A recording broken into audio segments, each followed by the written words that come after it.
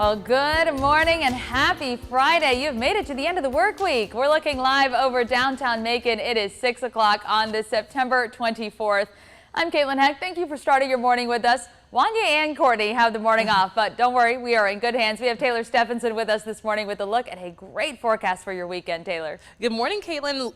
You're absolutely right. Looking outside of Atrium Health Navicent right now, beautiful conditions. Notice no clouds, no rain, just vibes right now. 51 degrees for your time in Macon over Atrium Health Navicent. Dew points in the 50s. Current temperatures around the area also in the 50s. 51 for Warner Robins. Our low point 49 in Forsyth. So the higher you go, the cooler it gets. Notice those winds coming out of the north. That's bringing in cooler, drier air into central Georgia. So notice our dew point temperatures, which is a measure of how much moisture is in the atmosphere, are really low. The map is mostly brown throughout central Georgia. Dew points of 51 in Warner Robins, 48 in Thomaston, 51 in Wrightsville, Sandersville, and Dublin. So a very nice, much drier day on tap for us here in central Georgia. So go out, maybe even drink some coffee on the porch before you get ready for it, just to wake yourself up and enjoy that cool, crisp weather. For today,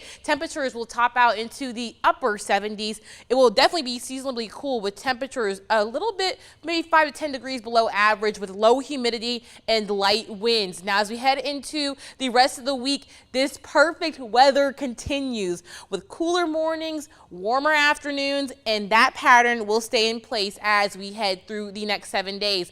Low humidity will also stay in place as well, so it'll be feeling cool, comfortable, and much warmer and sunnier as we head towards those afternoons. I'll talk more about our 7-day forecast coming up. Caitlin. Jury hereby find the defendant with respect to count 1, malice murder, Curtis Blue, guilty. Count 2, malice murder, Christopher James Monica, guilty. Well, guilty on all charges. That is the verdict for Donnie Rowe in the murders of Georgia Corrections officers Curtis Blue and Christopher Monica. The charges came after a shooting aboard a prison bus in Putnam County in 2017. Now, along with the 2 charges you just heard, jurors also found Rowe guilty of 2 counts of felony murder, 1 count of escape, and 1 count of hijacking a motor vehicle. The jury deliberated for just over 4 hours in the trial that wrapped up in Putnam County Courthouse yesterday. It now moves on to the sentencing, where Rowe could face the death penalty. The trial for the other inmate facing charges in the case, Ricky DeBose, is set to begin this upcoming May. Coming up at 6:32, you'll hear from the brother of one of the murdered corrections officers and his reaction to the verdict. A man now faces a murder charge after a shooting near Macon's Pleasant Hill neighborhood. The Bibb Sheriff's Office says 36-year-old Michael Maxwell turned himself in yesterday. After investigators interviewed him, they took him to the Bibb County Jail and charged him with murder. He is being held without bond. The shooting happened just before 12:30 yesterday morning in the 1800 block of Woodliff Street. The Sheriff's Office says someone shot 39-year-old Antonio Mason, and he died at the hospital. Right now, a Macon man accused of killing a Twiggs County couple will stay in jail. 49-year-old Charles Rowland appeared in court yesterday. A judge denied bond. A future court appearance is not scheduled right now. Investigators arrested Rowland earlier this month. He faces murder charges in connection to the deaths of Frank and Peggy White. About 2 weeks ago, the couple was found dead on property near their home. Earlier in the day on September 11th, their daughter called investigators to report that someone had burglarized her parents' home and that they were missing.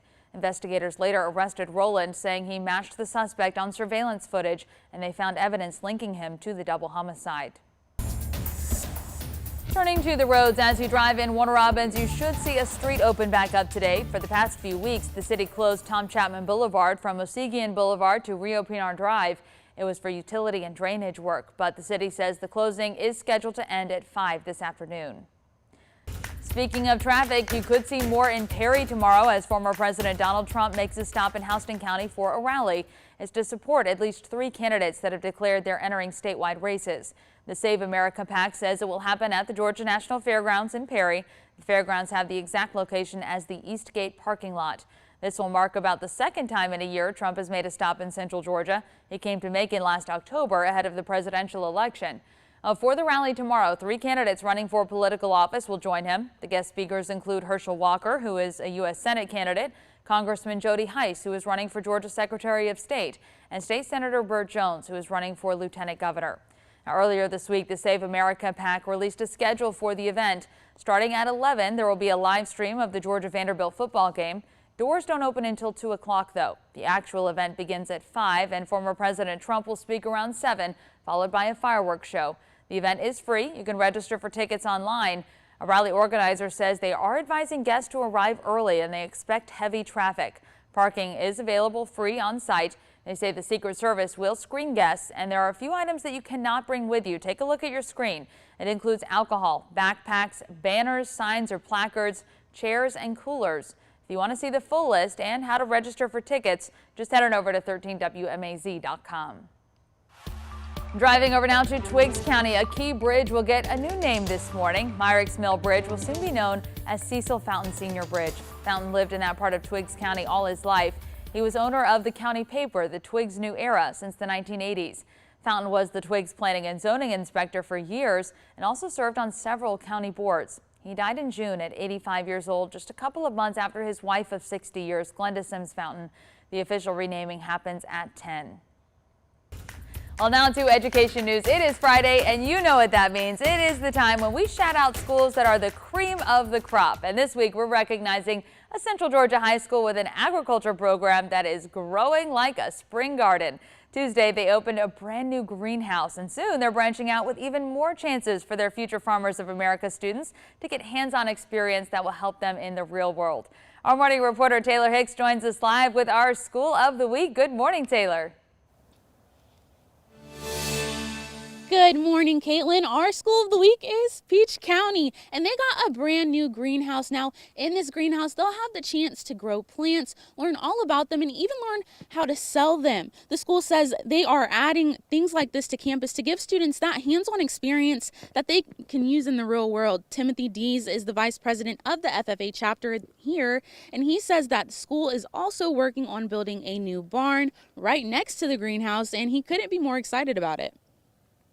And with the greenhouse and new barn, new facilities for FFA, it is really a big milestone and a big point of progress for our FFA chapter, since now that we are gaining the necessities that we need to make sure that our children are interested in the agriculture industry and that the students are interested and want to go into a job in the field of agriculture. This greenhouse cost about $90,000 and a state grant helped cover that. Reporting live in Peach County, I'm Taylor Hicks, 13 WMAZ News. Oh, thank you so much, Taylor. What a great opportunity for those students. Coming up around 6:45, you'll get to hear from 2 FFA students about their chapter and what they are expecting. Well, time is now 6:08. When you walk outside today, you can expect some cool, crisp temperatures again. I know. I just love fall. It's my favorite season. Something about you meteorologists. Courtney loves fall, I think, just as much as you do. Well, I feel like if Courtney loves fall for pumpkin spice. That's her also thing. True. She loves pumpkin spice. I don't know. I don't know. Maybe I'm biased. My birthday's next week. That might be it. And so Caitlin's is in 2 weeks. So we'll see. You know, it's Libra season. That's the reason that we love fall around here at 13 WMAZ. Now, looking at the visible satellite, looking at the southeast, most of us are staying dry. Look at that. So very nice morning for us here in central Georgia. But notice that there is some rain in the Atlantic Ocean. That is a stalled front right there. So that front is keeping out the moisture from us and just keeping it in the Atlantic Ocean. For today, as you head through your Friday, temperatures will be in the 50s for your morning, taking those kids to school. Notice that we are staying very dry across the area for your afternoon hours. So heading towards lunchtime, temperatures in the 70s, 73 for Dublin, 73 for Macon, 72 for Milledgeville. And as we head towards the afternoon hours, we'll warm up a little bit to the mid to upper 70s. But again, a very nice, cool, unseasonably cool day here in central Georgia. Notice those, it feels like temperatures in yellow, very much similar to the actual air temperature. That is because there's very little humidity and very little moisture in the air. So a nice dry day will cool down as the sun sets for this evening, just in time for football Friday night. Here is that forecast. As we head towards Tailgate 13, which starts at 5 p.m., temperatures will be in the mid to upper 70s with tons of sun. Then as we head towards sunset, which is around 7:30-ish, temperatures will start to drop off as that sun does leave the area. We'll have a very clear night with temperatures in the mid 60s as that final bell rings.